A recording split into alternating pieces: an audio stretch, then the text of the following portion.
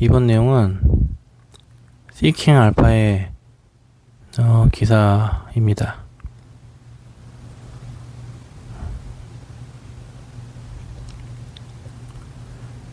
금리 인하가 기대감이 시장에 상승하는 가운데 기술주는 변동성이 지속되고 있고, 이번 주 주목받는 종목들에 대한 내용입니다. 7월 4일 기사고요. 이 기사에는 일단 월가는 연휴로 단축된 한 주를 상승세로 마무리했고, 투자자들은 기대에 못 미치는 고용시장 지표를 넘어 연방준비제도의 금리 인하 가능성에 대한 베팅을 늘렸다. 6월 고용보고서에 따르면 미국은 5만 7천 개의 일자리를 추가하는 데 그쳐 예상치에 미치지 못했고, 실업률은 예상 밖으로 4.2%로 소폭 하락했다. 기술주는 한 주 내내 변동성을 보였고, 투자자들이 금융주 및 기타 경기 순환주로 자금을 이동하면서 반도체주는 압박을 받았다는 내용입니다. 투자자들의 이목을 끈 종목들이 나와 있는데요.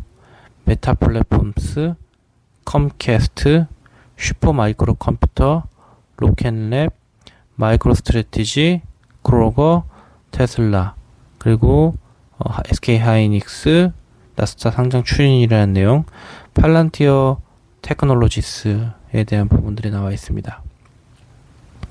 기사는 읽어보시면 될 것 같고요. 우선 기사의 내용하고 향후 전망, 제 생각을 정리를 좀 해보면,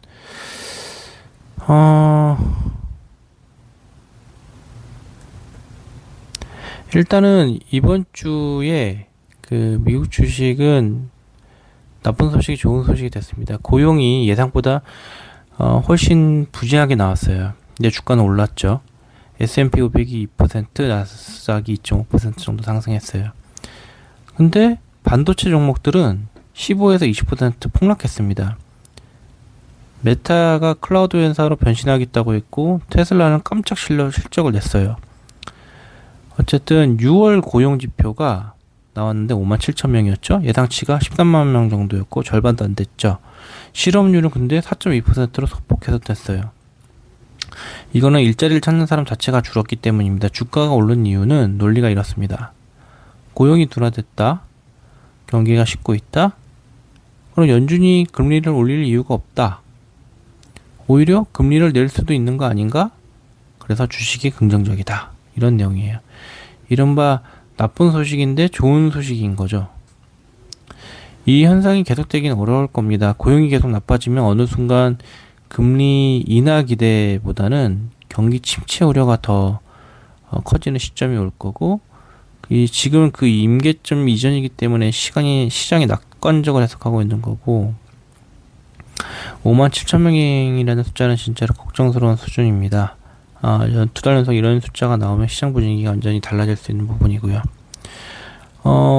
지수는 올랐지만 반도체는 폭락을 했죠. 샌디스크가 마이너스 한 20% 정도 발생이 됐고, 테더라인이나 웨이스턴 디지털, 마이크론도 비슷한 수준으로 폭락했습니다. 이 정도면은 일주일에 거의 한 5분의 1이 날아간 거예요. 이전 영상에서 보면 마이크론이 강력한 어닝 서프라이즈를 냈었다고 말씀을 드렸는데, 그럼에도 불구하고 마이너스 14% 정도 수준 나온 거예요. 두 가지 의미가 있습니다. 첫 번째는 단순 차익 실현이에요. 마이크론은 올해만 300% 올랐죠.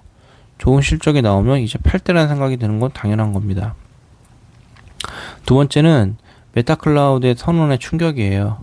메타가 자체 컴퓨팅 용량을 외부에 팔겠다고 하면서 AI 인프라 과잉 공급 우려가 처음으로 시장에 등장했습니다.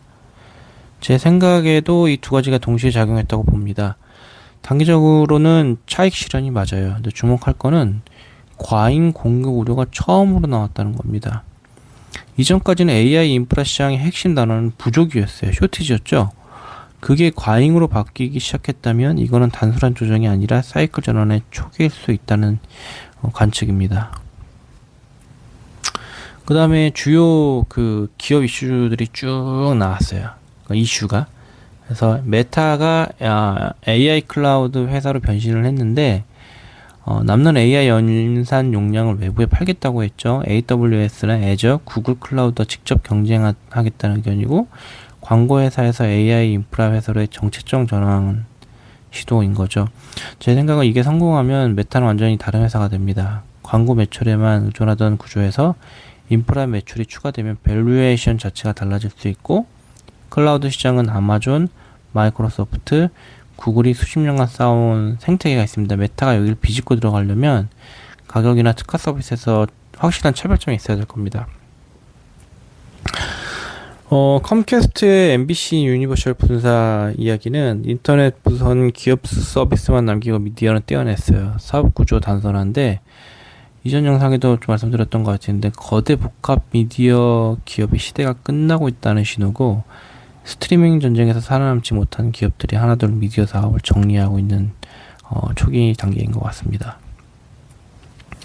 그리고 슈퍼마이크로 얘기도 나왔는데, 중국 밀수 의혹 수사입니다. 엔비디아 GPU가 들어간 서버를 중국에 몰래 판 혐의로 대만 검찰이 수사 중이고, AI 수요 자체와는 별도로 규제 리스크가 얼마나 크게 작용할 수 있는지 보여주는 사례예요. 슈퍼마이크로 컴퓨터는 이번 사태로 기업 신뢰도에 타격을 받을 수 있는 부분이 있는데, 계속 좀 모니터링을 좀 해봐야 될 것 같고요.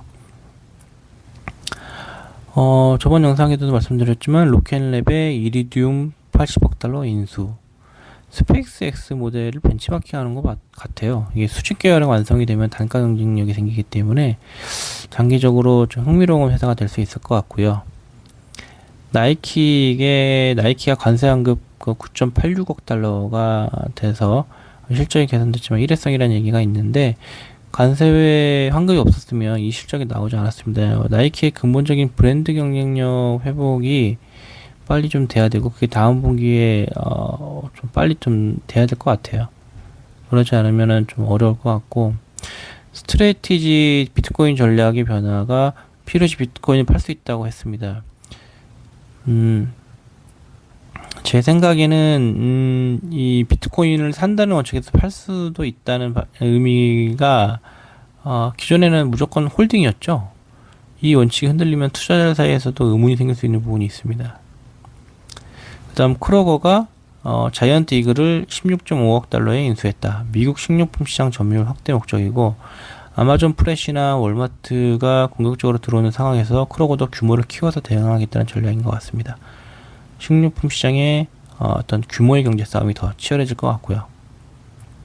그 다음에 이번 주에 뉴스 중에 테슬라 2분기 인도량 48만 126대, 예상치가 40만 6천 대였지만 그걸 그 이상으로 크게 웃돌았죠.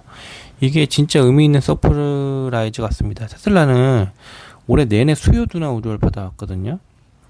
48만 대라는 숫자는 그 우려를 상당 부분 불식시켰고, 다만 다음 질문은 이 수요가 지속될 수 있나요? 예요. 가격 인하로 만들어낸 수요인 건지 자연스러운 수요 회복인 건지는 중요한데, 그 부분은 봐야 되는 부분인 거고요. 그 다음에 SK하이닉스가 티커 SKHY로 상장 예정이죠. AI 메모리 투자 제한을 미국 자본시장이 조달한다는 겁니다. 제 생각에는 HBM 점유율 57%짜리 회사를 ADR로 살 수 있다는 건 미국 투자자들한테는 새로운 옵션입니다. 하지만 이게 300% 이상 한국에서 올랐기 때문에 미국 투자자들이 이걸 얼마에 살 건지는 좀 관건일 것 같습니다. 팔란티어는 투자 의견 중립에서 매수로 상향이 됐는데, DA 데이비슨이 그 목표 주가를 175달러로 올렸다고 해요. AI 오케스트레이션 플랫폼 경쟁력을 높게 평가했습니다. 제 생각에는 팔란티어의 강점이 다양한 AI 모델을 기업 환경에 쉽게 연결시켜주는 기술이라고 설명이 정확한데, 모델 자체를 만드는 회사보다 모델들을 엮어주는 플랫폼이 더 오래가는 비즈니스 모델일 수 있습니다. 특정 모델이 망해도 플랫폼은 살아남거든요. 그래서 계속 주목해야 될 부분이고요. 앞으로의 이제 핵심 변수입니다. 세 가지예요. 첫 번째, 연준 금리 인하 시점. 고용 둔화가 이어지면 기대가 더 커집니다. 근데 2주 후에 CPI 데이터가 나올 거예요. 이게 결정적일 겁니다. 물가가 다시 올라오면 금리 인하 기대가 한순간에 뒤집힐 수 있습니다. 두 번째, AI 투자 시동 여부인데, 메타의 클라우드 선언이 과잉 공급 우려를 처음 만들었죠. 이 우려가 일시적인 건지 구조적인 건지는 앞으로 반도체주 방향을 결정짓는 핵심 원인이 될 겁니다. 다음은 세 번째, 실적 시즌. 이제 다음 주부터는 대형 기업들 실적이 쏟아집니다.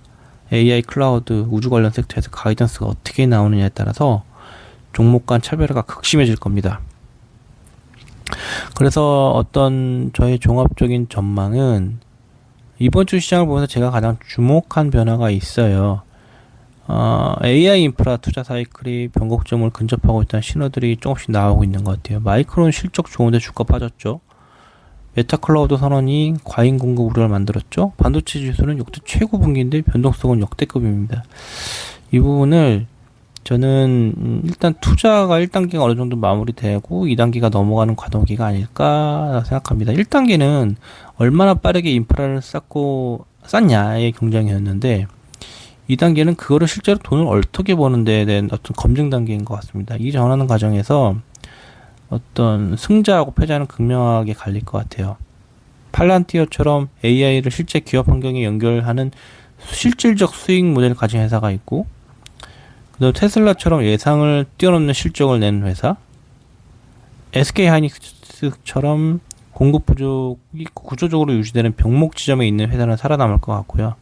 반면에 AI 붐에 편승했지만 실질적인 수익 모델도 없고 실적도 없는 이런 회사들은 과도기 흔들릴 것 같아요. 그게 앞으로 2, 3개월 안에 그 판가람이 나는 시기가 될 것 같고요. 어쨌든 이번 주도 좀 험난했고 다음 주도 험난할 예정이지만 그래도 포기하지 않고 계속 공부하면서